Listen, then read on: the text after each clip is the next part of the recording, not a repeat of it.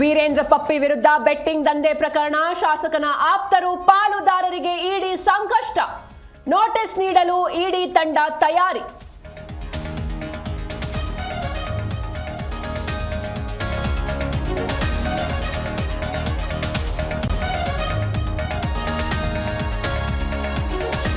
ಧರ್ಮಸ್ಥಳದ ವಿರುದ್ಧ ಷಡ್ಯಂತ್ರ ಖಂಡಿಸಿದ ದಳಪತಿಗಳು, ಮಾಜಿ ಸಚಿವ ಪುಟ್ಟರಾಜು ನೇತೃತ್ವದಲ್ಲಿ ಧರ್ಮಸ್ಥಳ ಚಲೋ, ಹಿಂದೂ ದೇಗುಲಗಳನ್ನ ಉಳಿಸಿ ಅಂತ ಕರೆ.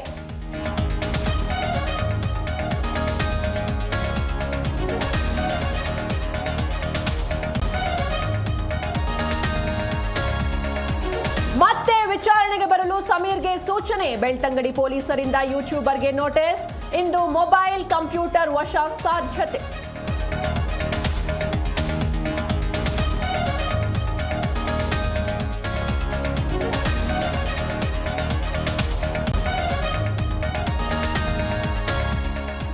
ಬೆಂಗಳೂರಲ್ಲಿ ಗೌರಿ ಗಣೇಶ ಹಬ್ಬದ ಸಡಗರ, ಕೆಆರ್ ಮಾರ್ಕೆಟ್ಗಳಲ್ಲಿ ಜನಜಂಗುಳಿ, ಹೂಹಣ್ಣು ಖರೀದಿಗೆ ಮುಗಿಬಿದ್ದ ಸಿಟಿ ಜನ.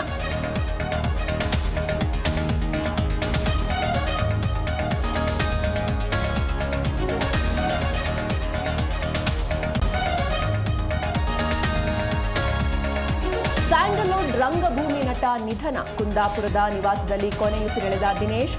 ಕೆಜಿಎಫ್ ಸೇರಿ ಹಲವು ಚಿತ್ರಗಳಲ್ಲಿ ಅಭಿನಯಿಸಿದ್ದ ಕಲಾವಿದ.